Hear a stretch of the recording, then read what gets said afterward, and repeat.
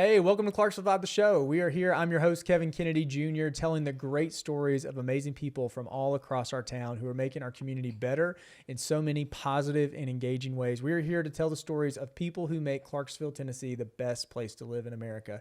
As you've tracked along with us, if you've caught our previous episodes, you know we've been bringing you great guests week after week, episode after episode, people from all across our great community. And today's guest is just like all of them before her. We're happy to have her today. If you will, go ahead and hit like, subscribe, leave us a rating or a feedback, any way that you can engage with the online platform that you're consuming this content on. That is really, really helpful to us. If you see me on the street, make sure you say, hey, I might give you a shout out on the show someday of listening. I just loved hearing user feedback. We don't go behind the scenes and look at all the numbers and views and listens and things like that. That's not our goal. Our goal is just to add value to people who really like Clarksville and want to call Clarksville home. And so today's guest is somebody that I think is going to do just that. She's Karen Richards.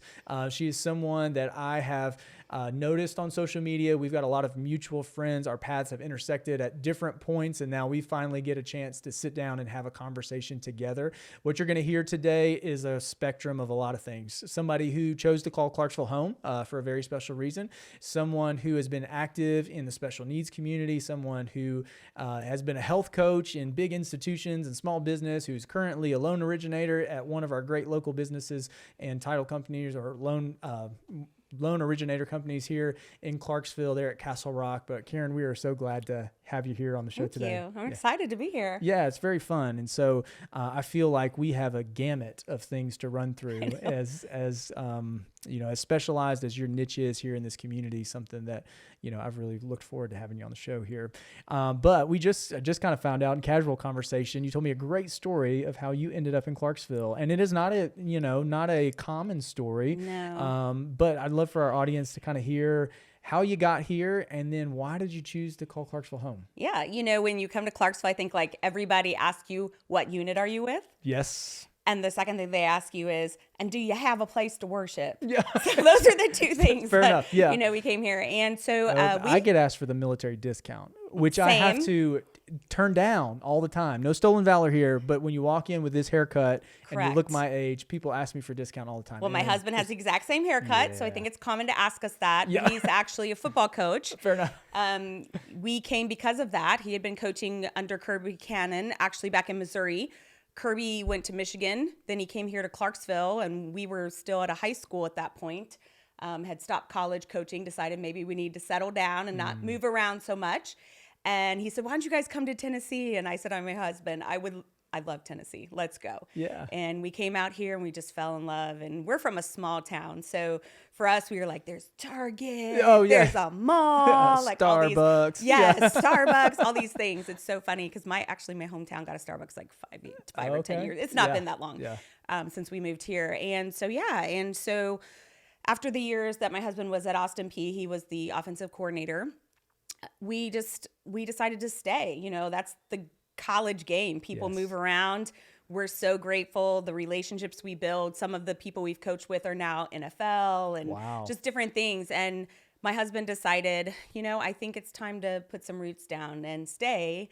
And we were so happy with all Clarksville had to offer. We do have a special needs son, which I know we'll get into.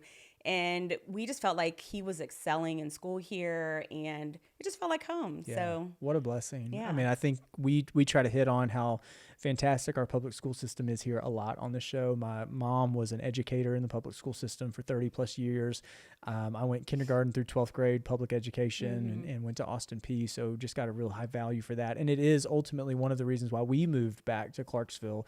I did dental school and residency in Memphis and stayed and worked for a year. And we had some educational needs for our family that we thought, hey, we need to get back to CMCSS. And so it's very special. And I hope we all realize that the people in there are doing their very best, but we're really blessed. Every school is a great school. I think so. Every school system has its flaws. And I don't think that CMCSS is without flaw. However, in comparison to what we had, my son is on an IEP, and the middle school, he started at Northwest Middle. They were such a well-oiled machine. Those teachers had been there forever, and they would look at his IEP when it finally arrived, and they were like, this doesn't match the child we have. And they just stepped up his goals. And it was just great, you know, letting him succeed. And I know my husband started as an elementary teacher. So now he's back he's in Ridgeview Middle School. Okay. And he is actually back in coaching. Really? I was going to ask that next. Yes. So after many years off, and it's been, you know, a good conversation in our family, he is the new Ridgeview Middle School head football coach. Go Cowboys, right? Yes. The head football coach. He's the head middle school football coach. Let's and I go. keep teasing him like, you know, these are young men. They're not college men. Yes. They're young boys. Well, and I will think tell there you was a scam behind it though, Kevin. I'm not going to lie. I got to tell you, my son is a soccer player. Okay. And now my son has become the kicker. The kicker. It's a natural transition. Yes. Yes. Kickers. I mean, it's better for mom than linebacker. This is true. Yeah. This is true. Well, on that note, it really exciting in town is now that is an official TSSAA supported sport, and it is funded through the school, which is really critical for our young athletes to have people who know football teach them, because I think that's what's given our high school such a challenge to really compete at a high level is we're putting programs together in 10th grade. You know, freshmen go out there and they kind of get some effort, but it's not until 10th grade that a lot of these kids are really getting the coaching. And so it's exciting for me to hear of someone who's got really high level coaching experience being available to come in and coach the Ridgeview Middle School team, because all our middle schools need really good football coaches. Yes. Because he's it's working such an a lot with the high school coach to, you know, yeah. make sure those programs tie together. Yes. They're teaching the fundamentals Yes. so that when they become Wildcats, That's they're right. Yeah. ready to go win. Yeah. So. Yeah. What a fun time. Well, I know it changes your family dynamic. It does. And you'll be, I think, you know, when my son played middle school, it was on Thursday nights. So it just changes your week, but it's a lot of fun. Well, my husband and I have been married for 25 years. We've been friends since we were in middle school. And I told him the new challenge is I'm no longer a coach's wife. I'm going to be Owen's mom, and he's never met her. Oh, she might be wild at the game. Yes, so, and might be ragging on the coach. Yes, maybe. We'll Let see. him kick. Why'd you go for 2? Yes, That's protect number my 1 kid on the coach. list, right? Yeah, Yes. no 2-point conversion attempts. Like, give that boy a chance to kick. Awesome. Well, you've also, so you mentioned, you know, part of your family dynamic and one of your passions that you mentioned to me in terms of preparing for this episode is being involved in the special needs community. Obviously, it's impacted your family directly with one of your children. But tell me how you sort of use that experience as a parent to then also be an advocate and help connect with other parents in that community, to help connect with resources, encourage, you know, help other children who may not be in your nuclear family. Right. Well, I think for us, my husband really had no exposure to anyone that had any, I say, different abilities. You know, I grew up with a best friend whose little sister had cerebral palsy. So I was around that every day. It was normal for me, quote unquote, normal, whatever normal is. In college, one of my best friends had a child with he was born very, very premature. I believe it was 22 weeks. And he had all kinds of medical challenges. So again, I was around this a lot. So when my son was born at 27 weeks, I didn't understand why people were so scared. I mean, I knew there was going to be issues, but I was like, y'all need to calm down, you know? And over the years, there were a lot of diagnoses that came with it. He, interestingly enough, didn't walk till he was 4.5, but he could read at 2. So at 2 years old, I was looking for help. What do I do? People are like, I don't know. 2-year-olds should not read this level. And he was diagnosed with something called hyperlexia. So it's dyslexia spectrum, but that opposite end. So he's very visually distracted. Everything is a letter or a number. You look at a windowsill, it's a L or a H, you know, and so for you think of elementary classrooms and the bright colors and how fun, not good for him. Yeah, he needs I think that's why he's thriving in college. It's honestly kind of boring, you know, around him. So concrete block walls. Yes, exactly. Yeah. So that was interesting for us. He was diagnosed with that. He was diagnosed with cerebral palsy at age 3. He was diagnosed on the autism spectrum. I think he was about 4.5. So all this before he could even walk. And it was a challenge, but I don't know. I just felt like he was given to us for purpose. A lot of people are like, you know, there was some medical challenges, I will say, that probably could have been caught. Sure. And people were like, did you sue? Did you do? No, you know, I just felt like God gave me that child that I was supposed to have for whatever reason. And He just is, he's such a joy. Everyone that knows him, like half the audience watching probably knows Colton Richards. Like, that's just who he is. We go in Walmart and I'm like, how do you know that person? Yeah. So I'm a celebrity. Yeah, he's like a local celebrity everywhere we go. And it's been quite a journey. Not to say there hasn't been challenges. I think the biggest thing that actually, I'll tie it back later, that brought me into wanting to be a loan officer and help people get into homes, you know, there's financial struggles. And I think people don't realize how much comes with that. When you have a health issue, I think of people that deal with cancer and how much chemo is.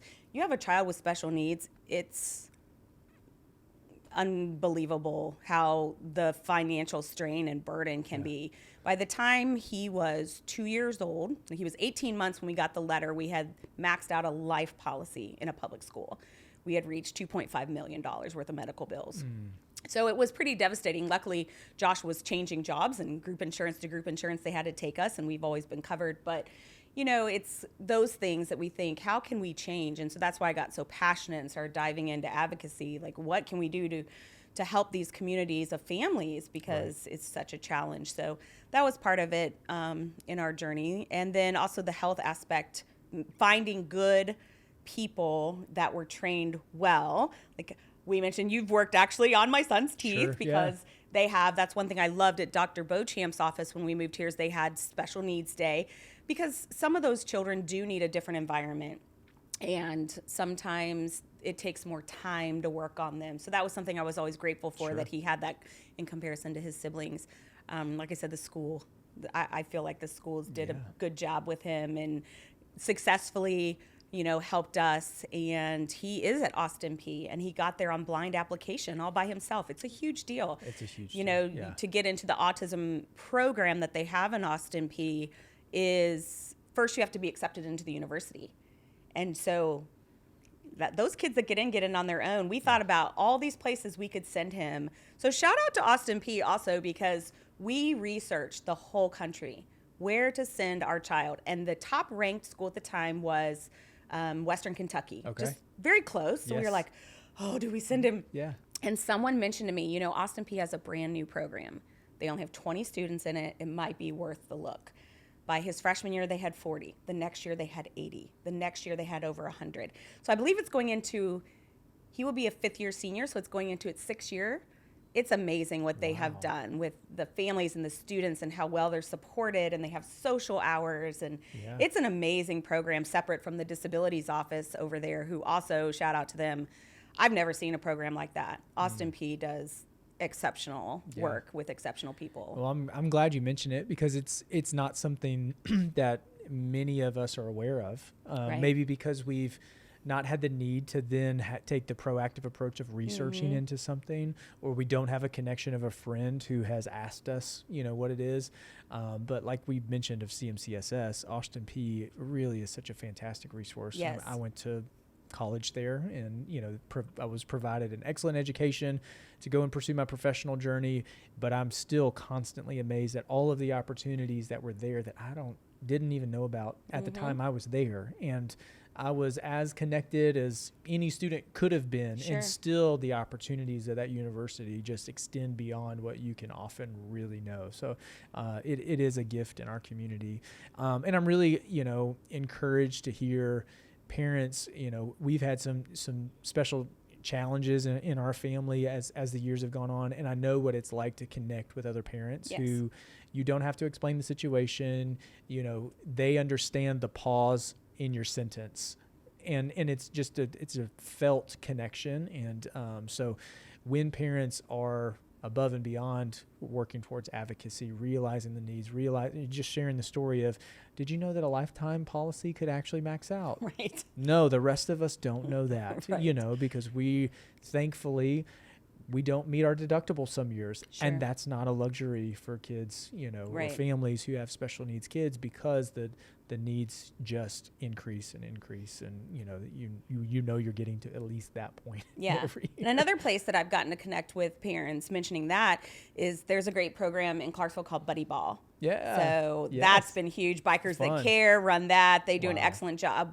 And they involve siblings. Yes. So I think he did softball, bowling, water polo, I didn't know they were doing all that. Yeah. Oh, yeah. Very cool. Lots of great stuff. Yeah. And I don't believe there's an age cap on it. And like I said, they let the siblings play along. Sure. And so it's a cool space to meet other families that can relate to what your everyday life might look like, because it might be different than just some other another people's. example. What a blessing it is to be in Clarksville. It is. You know? And I don't know that all towns have these things. We did not. Right. We did not before we moved here. And that's why Clarksville was so appealing, because we did feel like there was opportunity here that we didn't have. Yeah. So. Well, that's been one kind of arm in your journey. Another arm is this wellness coach, just your passion for health and healthy living. It has been a role that you've had formally, like as your job, and then it's been a role that you've had just coaching along the side. So tell us, maybe when did that become a passion of yours? Sure. And tell us, maybe when you were doing it full time, how were you helping big and small organizations maybe develop a wellness plan for their team? Well, I think it started when I was very young. I've always been into fitness and activity. Yeah. I was a cheerleader, shocking. Okay. Married the football coach. Yeah. Yeah. So shout out Coach Richards. I know. Yeah. Thanks, Josh. Yeah. But we've always just led an active lifestyle. And I, however, had some health challenges early on. I went undiagnosed for most of my early life. And I'm trying to even remember when Josh and I had been married very long that some different symptoms started coming up. And I already had all our children when I was finally diagnosed with multiple sclerosis. So that's kind of what bumped me into the health coaching side. I had been a personal trainer for many years and taught fitness classes and ran a gym and things like that. And so that dove me into the nutrition world and health coaching, because I did not want to be on medication my whole life. I don't tell people not to take medication. I believe there's a time and a place for everything, and I have been on medication at different times in my life. However, for me, I thought, what can I do? If I can do something to not, what can I do? And the more I dove into holistic eating, and just some of it was so simple.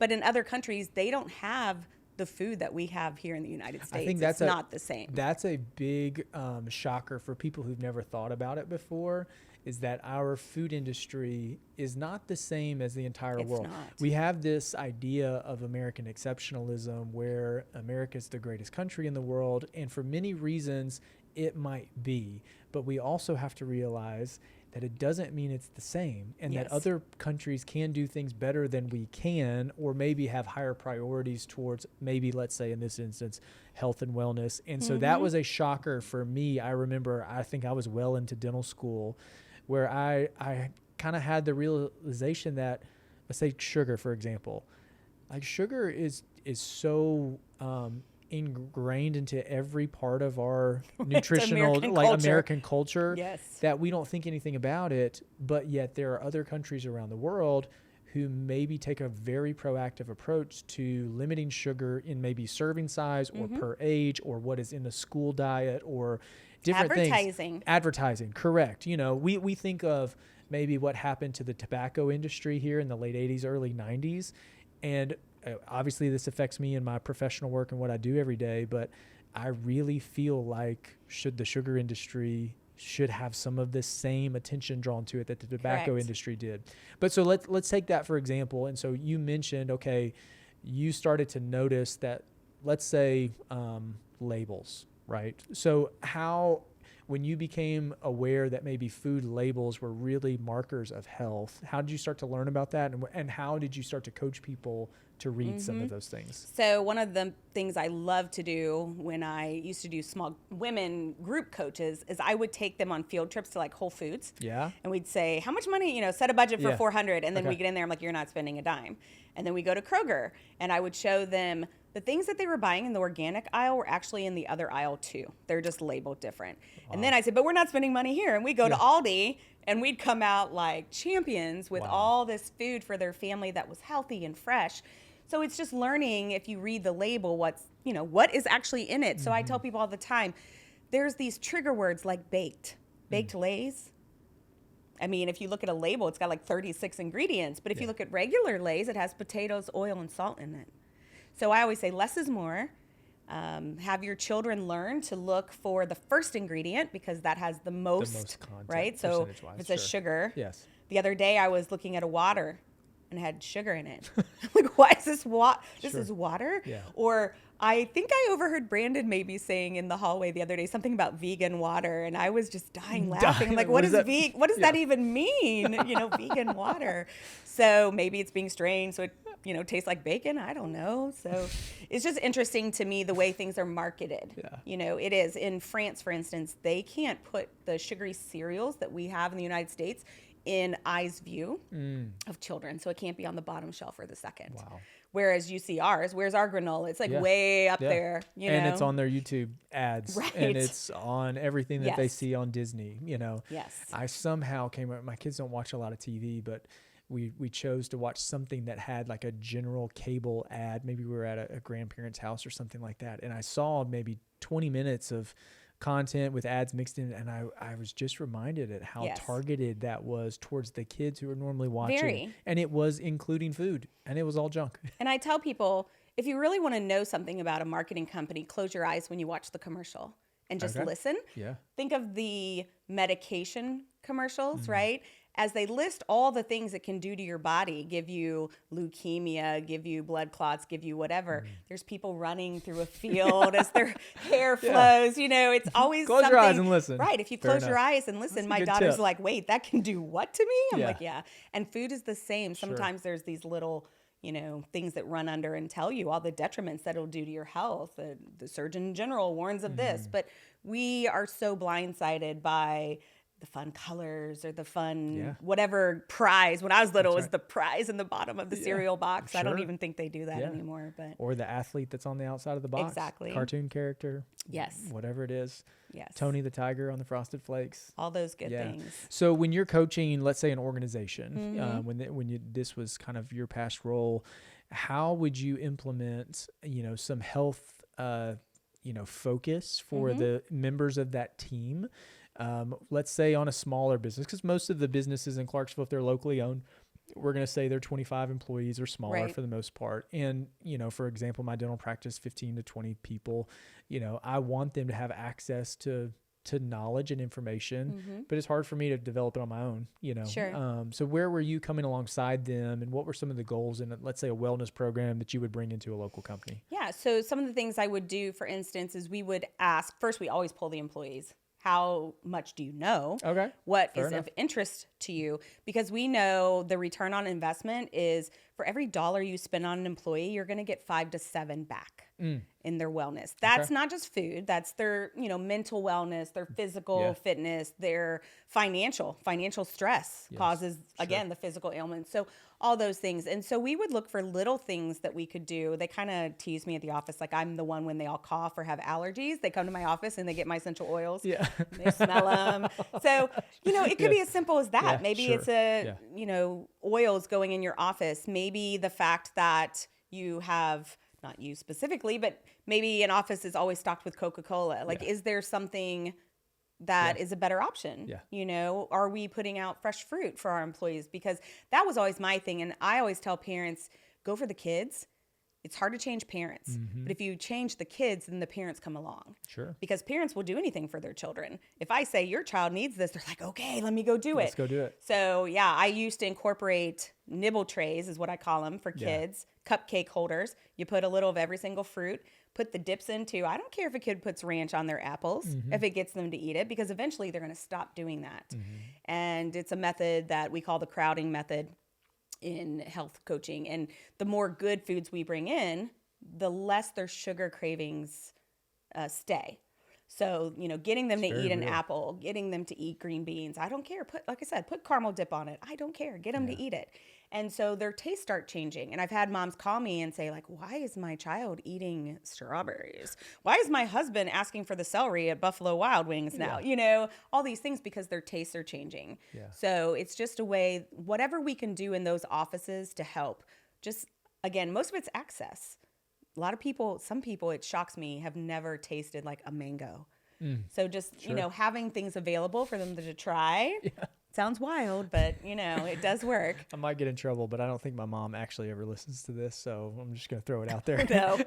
Sorry. So, yeah, here we go. Sorry, Mom. It's a true story, so call her and tell her if you hear this. But we had our baby, and so, it's like we're passing off baby to grandma, for mom and dad to have a date night or whatever. And like my wife packed a couple avocados, and my mom, she's like, what am I supposed to do with these? She'd never known how to like cut and open and, get the core out of an avocado to feed the baby. And I thought, that tells you what I grew up on. No discredit to my mom at all. That's not what I'm saying. But it was just the fact of like, wow, like grandma status, here you are, here's an avocado, really natural, food source for this young baby to eat. And, obviously not a baby, but old enough to eat an avocado. She didn't know what to do with it. And I have a lot of compassion for people because I didn't know what to do with it before I met my wife. So let's not say it was anything and to do my compassion around that is a lot of people are under the impression it costs a lot to eat well. Yeah. They're like, it's so expensive, but it's really not. Mm-hmm. So for instance, especially right now, oh my goodness. Like I've had friends tell me I went to Arby's and it was $40. I went to Sonic and it was $30, Yeah. So I tell them, what could you learn to shop for the same? And if you're eating healthy foods, your appetite is satisfied different anyway. Yeah. And some of those sugary drinks especially are addictive. Yes. And they tell your body that you have insulin that you don't. And there's so much that goes into that. I won't go into the details, but it is. And it makes you want more and you crave more. And brain studies show that. Yeah. And so just by cutting those things out, you are more fulfilled. You're eating fruit, you have fiber in your gut. Yeah. And that's what also can help with all these other things. I tell people, I spend a little more on food, but you know what I don't buy? Allergy medicine. You know what else I don't buy? Kleenex. Yeah. Like when my son graduated, I was like, I have no Kleenex in the house and I'm crying every day. Yeah. What am I going to do? And some friends sent me one. But yeah, there's extra things that come with that. Yeah. So it's a swap out. Well, so let's connect it to Clarksville a little bit. Let's say, you're going to celebrate something, make a healthy, conscious choice about a place to go eat as a family. What's your go-to around here? Cafe 931. I was there today. Oh, really? It's my favorite. Absolute shout favorite. Out Claudia and Patty. Oh, my gosh. Yes, they know me well. They actually have a tower garden there that I put in there, and I was like, I need to come swap out those plants. What is a tower garden? It is an aeroponic garden, and you can grow all your vegetables and fruits and herbs right on it. Okay. Yeah, so go to Cafe 931, check it out. Maybe Madison for a couple Street. Days because I got to clean it. Yeah. Tell them Karen sent you. Yes. They have smoothie bowls there. Yeah. They have acai bowls. I had a pitaya bowl today. I had the mango yaya today. Yeah. The thing that I love about them, though, even the things that somewhere else you might consider not as healthy, like the big pancake burrito or whatever. I know that their mom is back there cooking that from scratch. Yeah, it's real potatoes. It's real. It's healthier substance. And so your body does break that down different. Yeah. It does make a difference. The Eat This, Not That book. Yeah. That's Clarksville. I love looking for those mom and pop shops that I can go stop in. Sanctuary on Main, one of my favorite. Yeah. Go there for like coffees or, different drinks. And plus then you can go to yoga at the same time. So that's great. As people have told me I should do that as a dentist, like, extending my mobility or my ability to extend my career. I need to try it. I started fitness at 15 and I fought it forever. Yeah. And I turned 40 and I decided I need to retire and never work out again. And so I walked into what is now Sanctuary in Maine, used to be called Yoga Mat. It was on Dunbar, and man, it was so good. Yeah. And I was like, oh, why did I wait so long to do this? Well, I got one Try year. it out. Tell Erica and Amanda I sent you. Okay. I got 1 year to wait then. Yes. I start at 40. So I'm nervous to get in there. And I think what's going to happen is they're going to say, do this stretch, and I'm going to, try, and it's going to be so embarrassingly inflexible. And what I tell people, there's a difference too, and it's not a knock on gyms because I've taught in gyms for many years. There are several good yoga studios around Clarksville, and a studio is not the same as a gym. And so you get to really, they don't work out with you. Yeah. They're there to help lead you through, and your practice is your own. Cool. So it's super cool, and they do a great job over there. But yeah, I'm all for the tropical smoothie. Yeah. Oh, that's another one of my faves. Paul. Yeah, yes, Paul Rose. We did an episode with Paul back in first 5 or 6 episodes. Go check that one out. Yes, my little app has a lot of points always. I'm a smoothie girl, so I go over there a lot. Yeah. And what's funny is I met a colleague at Tropical Smoothie on Madison just within the last month, and I goofed and made a wrong turn. I was going to be late. I said, I don't know what you want. Just get me a smoothie with the least amount of sugar in it. And it still tasted good. Yes. You know, and I guess it had the least amount of sugar. They just asked. It was a green one, but I'm still really pleased with it. So yes. That's awesome. Well, I do want to shift a little bit. So another part of your journey has been this book that you've written, right? And so you got a book out on Amazon called Mama Memoirs. Yes. So tell us about that. So part of that was going back to that special needs mom journey. There was a lot of things like, what do you do with a 2-year-old that talks? Yeah. Like, I mean, not just talks, reads. You know, so all these things that I was going through and being where I was, very landlocked, I just didn't always feel like I had the resources. And so the book's kind of my journey, and each chapter I kind of have a reflection at the end, like what I would have done different. Yeah. And so it's my way of connecting to other mamas and dads, or even just people that want to know. I think there's this disconnect sometimes that I don't want to stare or I don't want to ask. And we're in a community with a lot of wounded warriors and, you know, people maybe that have prosthesis or different things. And I think it's okay to engage and get in a conversation. And so it was kind of my way to support the families, and inclusion's really important to me. And so I think that was our way as a family. All the proceeds go to our family foundation, which is called the Colton's Corner. I'm a Parks and Rec major. That's why I've always been in the activity and athletics and things. And so our goal is to put adaptive equipment in existing playgrounds. I have a huge goal someday to have a big park like they have in Hendersonville, but just to make a difference where we can and help make life a little easier for people. Awesome. When did you first think about writing the book? Oh gosh, probably 2 days after he was born. But it was just part of your personality. It did. Yeah. There's more books in there. There's a lot coming, well, but yes. Send them on out. Yes. You know, it's funny is writing a book is in just like creating something new. And I've said this on the podcast before, but the people who have this positive energy, who want to be a blessing to others, who want to help connect and advocate for, you know, a special community, right? The vision always outpaces the resources, right? There's stuff that's stuck up here. You know, for those of you who know my story, you know, we have foster care and adoption as a part of my family history, and there's vision that outpaces that I'd love to share more parts of our story to be able to serve both families who are experiencing it now, but then also serve families who, like you said, just have questions about it and don't know what the right questions to ask are. And, very frankly, I'll tell you, we don't have all the answers. We were not perfect by any means, and we're still struggling to be the best parents we can be to our now adult children. Yes. But it is, it's when you have this desire to help people, you're just constantly wanting to put stuff out there to be a blessing to others. And so thank you for doing what you've done so far. And I look forward to the other books because I know they'll eventually come. They will. Yeah. I don't know when, but, he finished high school, and I thought, what a great time to put it out there before the adult part of the life starts, to try to remember all this and journal and go through. But yeah, like I said, I have my own journey with my health. Yeah. And actually my other 2 kids have autoimmune issues as well. And we just lead active, healthy lives. So I like to show people how to tie that in and, I love be an the encourager. You gave of how you do that here locally. Yeah. So let's say random question. What's your favorite park? Since you love parks. Do you have a favorite park here? Well, Rotary Park is close to my office, so I do like to go. I can't sit inside very long. I like to be outdoors, so I would go eat in my car to get out. But we loved Liberty Park. When we first moved here, I mean, like I said, I'm a Parks and Rec major, so that TV show is my everything. I actually throw a big Valentine's Day party. All you ladies in Clarksville, if you missed it this year, come. Yeah, I had probably 200 Karen women. Richards, also known as Leslie Nope. Yes. Oh my gosh, council. that's the hugest. That is the hugest compliment of my life. If someone would call me that, for real. Just did. I love that show. I've watched it at least, I don't know, I can't even tell you, hundreds of times through all the way. But yes. You didn't ask this, but my favorite character is absolutely Andy Dwyer. Yes, I was going to say, I just had lunch with a friend today, and I was like, how funny is he? It is just so funny. So good. And I actually have an employee who is, what's his wife's name on the show?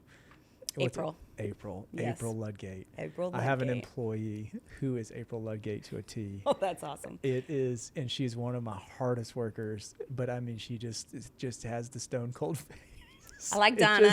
I'm all about the treat yourself. Treat yourself. Yes. Oh my gosh. There's lots of gyms. If you have not watched Parks and Rec and let's say you're above 30, you are really missing out on some good entertainment. Yes. So I love that. Well, hey, Karen, it's been amazing to have you on the show. It's been amazing to connect with you in this way. I know that the people who have listened to this have heard just a lot of great advice about having a wellness focus, maybe being encouraged to spin out on their own journey of acquiring some knowledge, both here locally in some places, but also across the whole internet and taking on the world of nutrition. But I know we've talked about special needs communities. We never really even got into the loan originator side of things. That's okay. You know, I know Brandon was on. People know where to find Brandon us Ferguson. at Castlerock. We've got lots of overlapping connections here. Yeah, Castlerock has been helping our community for a number of years. Yes. But I'm really grateful for people like you in our community who, let's say, experience challenging things and do it with a positive attitude and look for ways to be a blessing to others along the way. So thank you for all you do. You bet. Good luck to the Ridgeview Middle School Cowboys. Okay. Yeah. Team Mom, maybe. Team Mom, yes. Team Mom, yeah. Go Kicker, whatever number he turns out to be. But sounds like you got a great future in this next little season. And, sounds like there's a lot of fun headed your way. Yes. But yeah, thanks for being on this episode. You bet. Yeah. Thanks for having me. Hey, and thank you for listening. Thank you for making it to the end of this. We're so excited to share people like Karen with you. So go into Cafe 931, go into Tropical Smoothie. Tell them, if you see Paul there, tell him Karen sent you. Tell him that you heard about it on the podcast. We just love sharing this great positive energy about Clarksville, about all the amazing things that we have here. Go down to Sanctuary on Main. Tell them that you heard about their services, their yoga. Tell them that you heard that I might try to come and embarrass myself at some point, and maybe one day after I'm 40, I'll go down there and make that happen. But thanks for making it to the end of this episode. Share it with somebody if you heard their name. I know people love hearing positive feedback about themselves. We'd love to just increase our positive impact all across the community. Thanks so much for being a part. Check you on the next episode.